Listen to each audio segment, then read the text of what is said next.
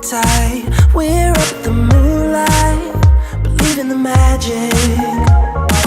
On side, we'll make it feel just right. Just look at that bright light, believe in the magic. And we can save you from your past. This bond is always gonna last. When nothing else makes sense, just dance. What you gonna do? We're doing it all. The feeling is so. Maybe you got me. Hi, I'm Goduco, and I'm a photographer. The feeling is so. Maybe you got me. Believe in the magic. Excitement can't be Photoshopped. What does that mean? That's really interesting. W, my boyfriend, he actually came up with that slogan, and I enjoy it. Excitement can't be Photoshopped because I get hired to capture moments. My specialty is getting the emotion and the flair of the environment that I'm in. So that's where that statement comes from. I guess I would say both. I mean, in order to, I guess, be a photographer, you need some sort of artisticism in it, you know? I think they're one and the same. You can be hired to point and shoot a camera, but that's not really what a photographer does. That's a person who has a camera that clicks, you know? Photographer has to think of opportunities to make an environment or a subject come to life. You know what? That's a really good question. I have never had anyone ask me that. Yeah, go Klarque.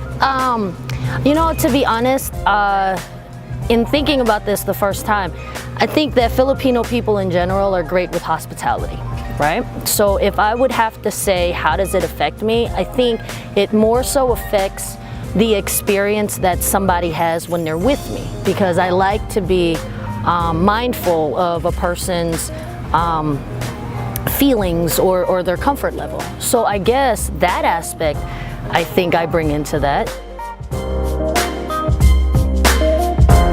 It was a Nikon D40, right? It was a Nikon. It was a prosumer camera. It was the starter camera because it's the only thing I could afford. I saved up my money for that camera, right? And I'm like, yeah, I know I'm not like all these other people with like really top of the line grade cameras, but I figured it was something that I could express myself with. So I took that little camera and I started shooting everyone and everybody I saw. I would carry that around with me all the time. I don't have it anymore, unfortunately. It actually broke. What are you currently shooting?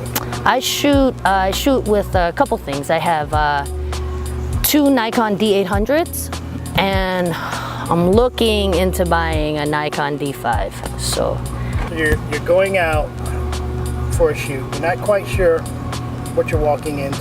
Okay. You can only bring one lens. What's your weapon?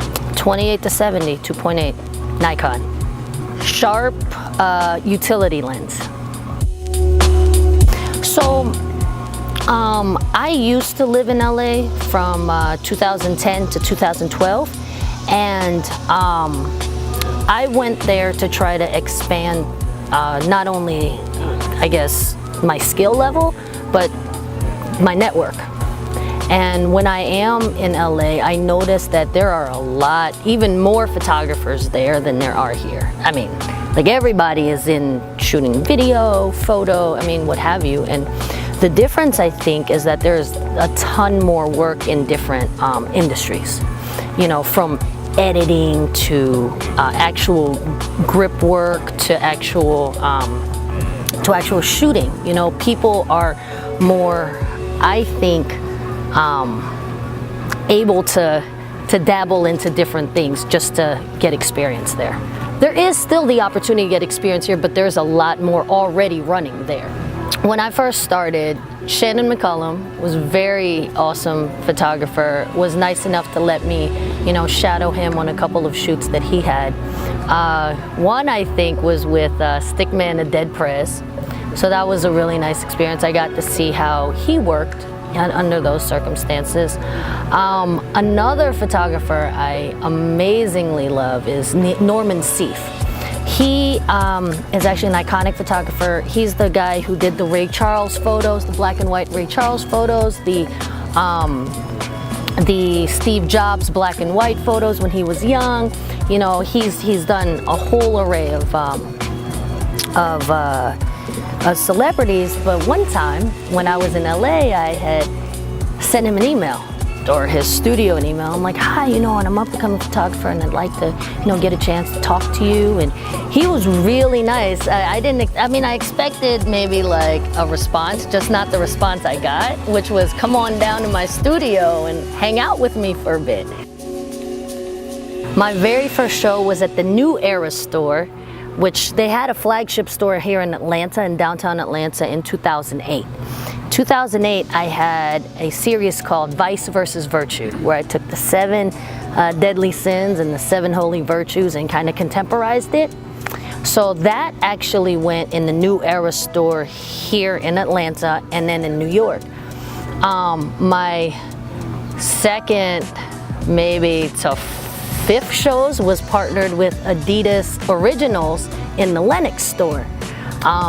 And I started this series that I love called Mistaken Identity. It's when people get mistaken for celebrities.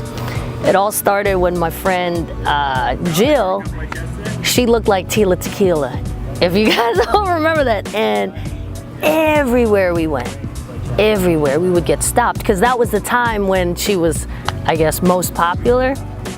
So it started from that, and now I'm on my 4th installation of that. So I did Mistaken Identity 1, 2 in Adidas. I did another one of those Deliverance, which was the 10 commandments but contemporized. And I met you at Mistaken Identity 3. That's a loaded question. That's a loaded question. I think it's different for different people.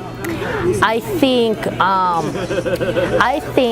that people should set realistic expectations. You know, I'm not really sure if mistake is the right word. I just think you're going to learn lessons throughout your journey, and take the ones that are not as good and build on them. What's your dream assignment? ESPN Body Issue. Worst condition you ever shot in? When my camera broke and I didn't have a backup. First time you ever saw your work in print, what'd you think? People magazine, I was geeked.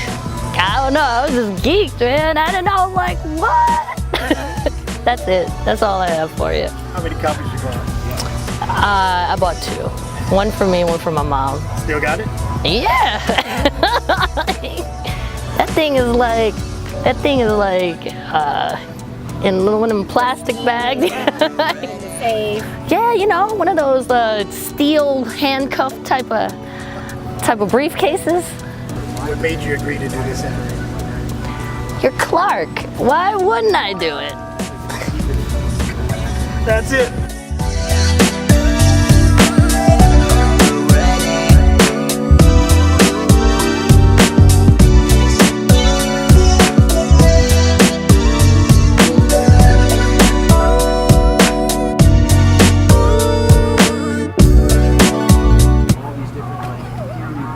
Sorry.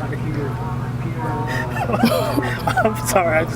When I heard, I'm like, wait, she didn't have a backup? That's true. God. So actually, I borrowed. That's actually a really interesting story. I borrowed someone's camera for 9 frames, and then I got the shot I was supposed to get. That's it. And it went over to 300 publications the next day. True story. Check it, every day we're getting it. Hey, check it, put the place up. Yeah, we know what we made.